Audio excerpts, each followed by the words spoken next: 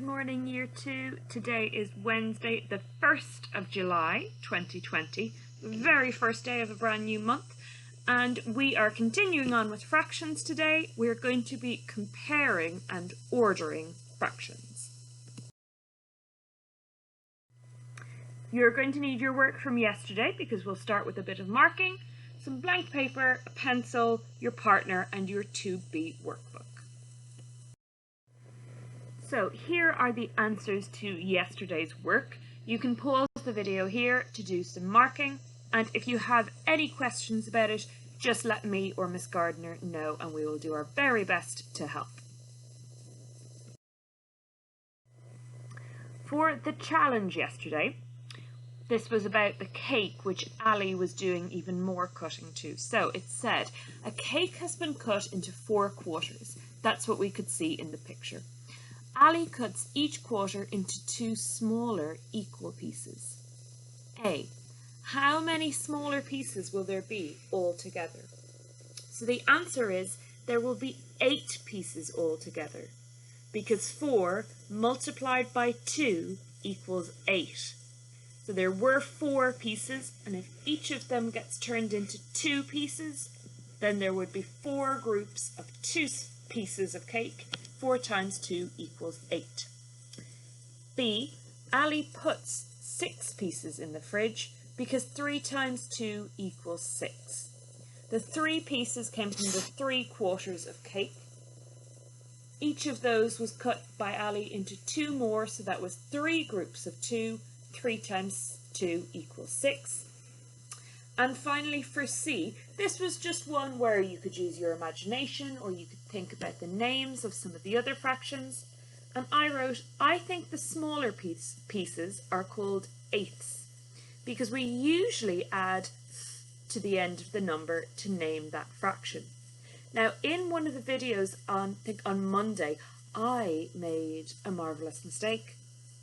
I said that apart from half, the rule for naming fraction is always to just add to the end of the number, like eighth, fourth.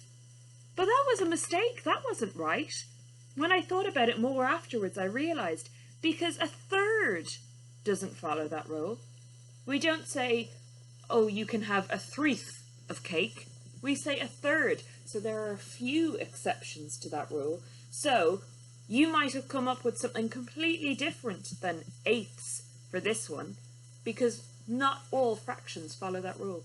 But well done if you did come up with eighths. So for today, back to comparing and ordering fractions. We're going to start off with Lulu and Elliot and some delicious looking cake. Lulu and Elliot each have a cake of the same size.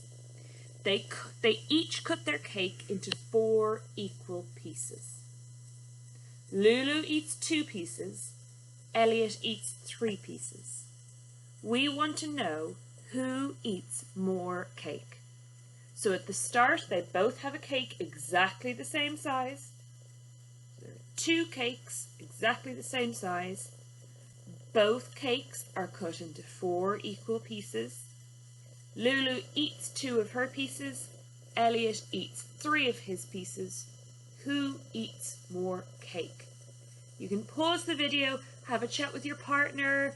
I suggest drawing it to try and help you figure it out. Who eats more cake?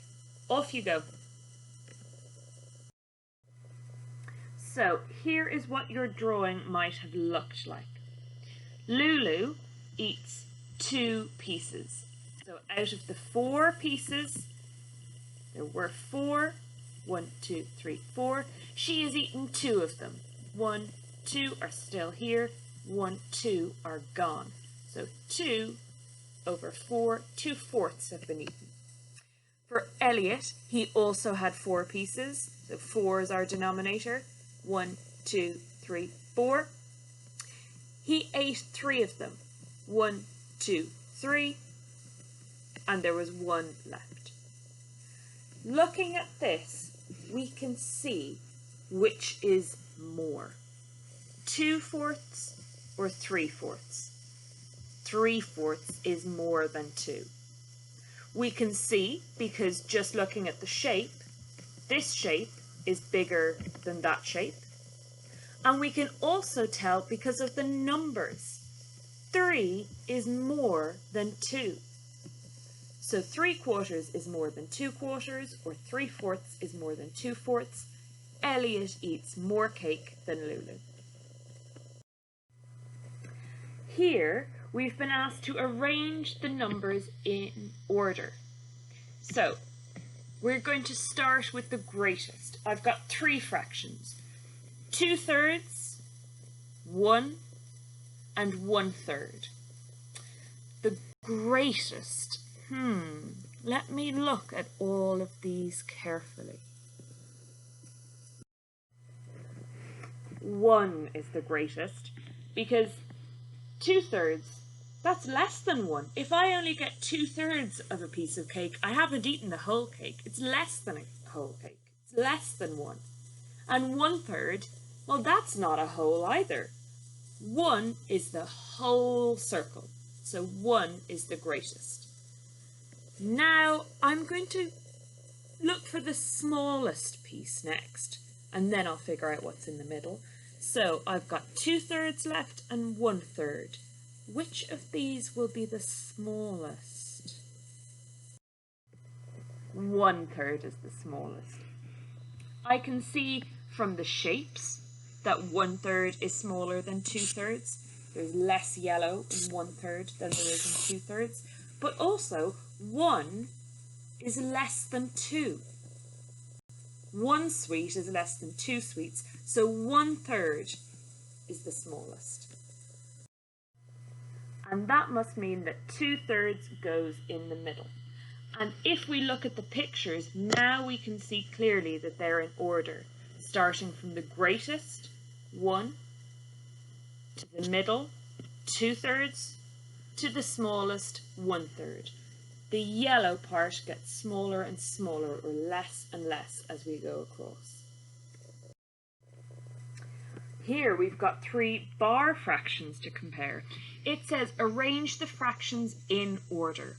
Start with the smallest this time. Well, I can see that there's 3/4 on top. 3 of the 4 pieces have been coloured in green. 1/4 in the middle. 1 of the 4 pieces has been coloured in green. And 2/4 on the bottom. 2 of the 4 pieces have been coloured in green. So I need to start with the smallest. Which of these is the smallest? 1/4 is the smallest.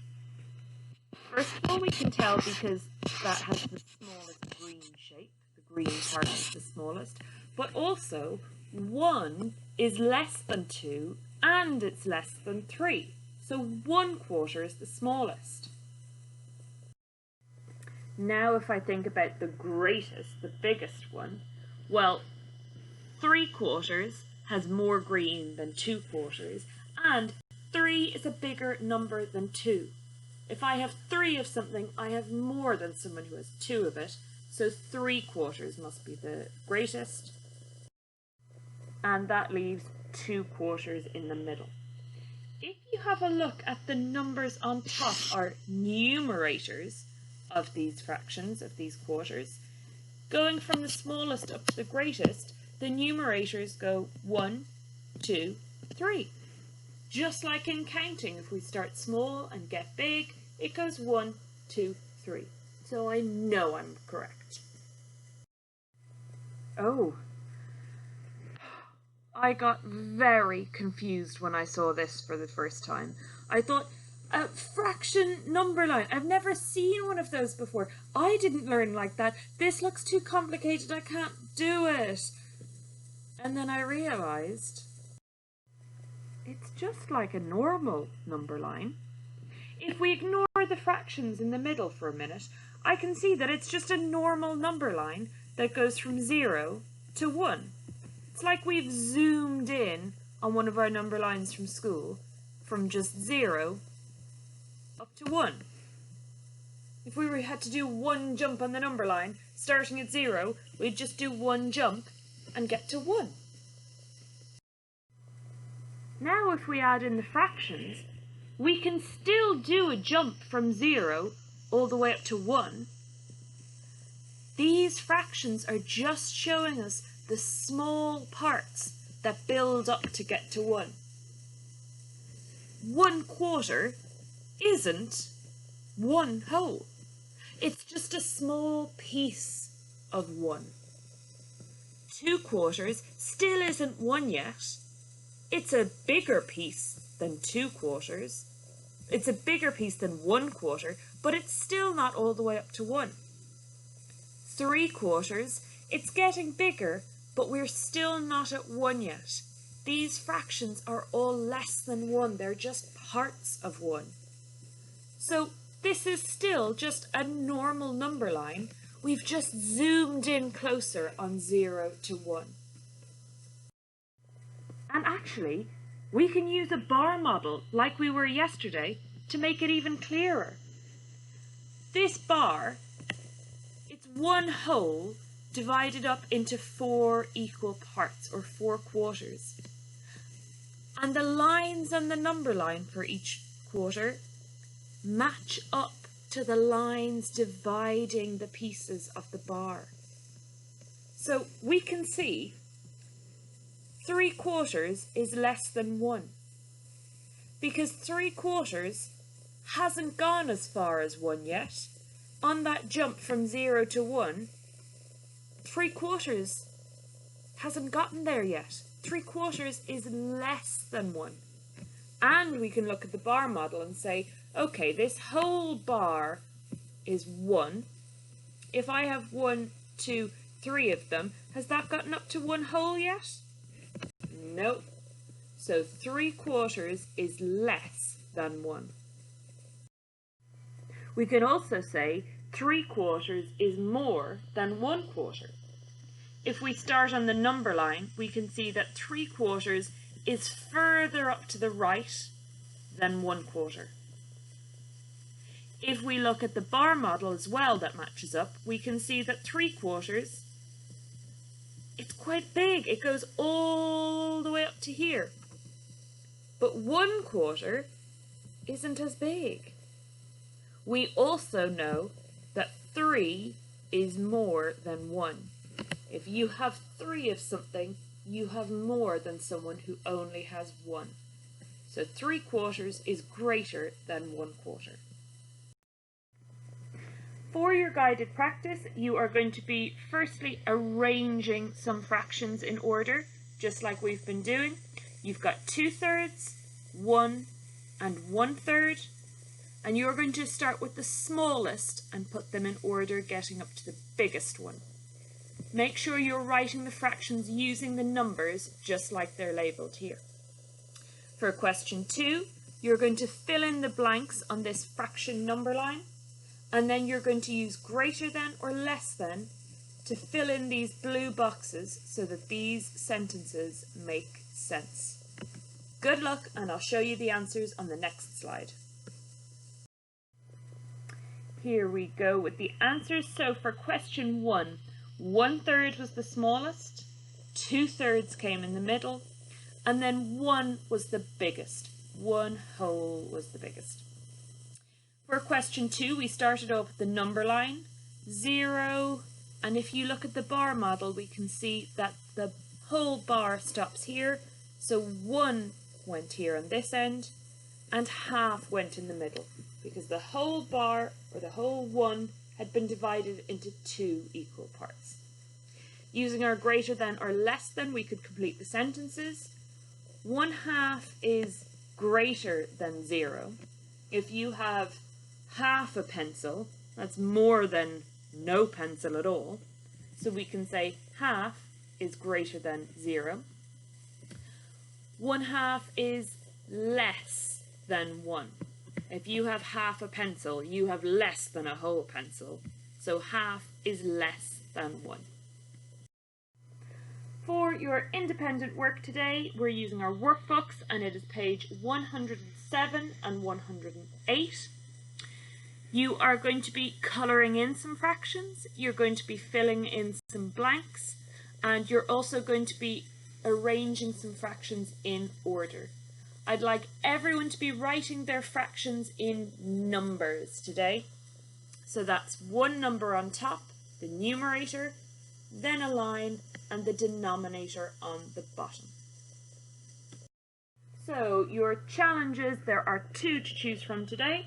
The first one asks, what would the next image in the sequence look like?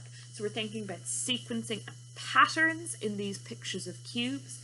There's a pattern going on. We'd like you to describe or draw what the next set of cubes would look like following this pattern. Then it asks, what do you notice about the fraction of yellow cubes? So what is the pattern happening if we write the yellow cubes as fractions? What is happening to them? And can you count the fractions represented? So can you write the yellow fraction for each picture? Or you could choose the one with the circles. Can you shade in the fractions on the circle? What do you notice about the number of whole circles? So first you'll need to do some shading in. The number line tells you how many halves you need to shade in. And then afterwards, we'd like you to write a sentence to describe what you notice about the number of whole circles. Once you've done your shading, that question will make a bit more sense. Good luck, and we can't wait to see your work.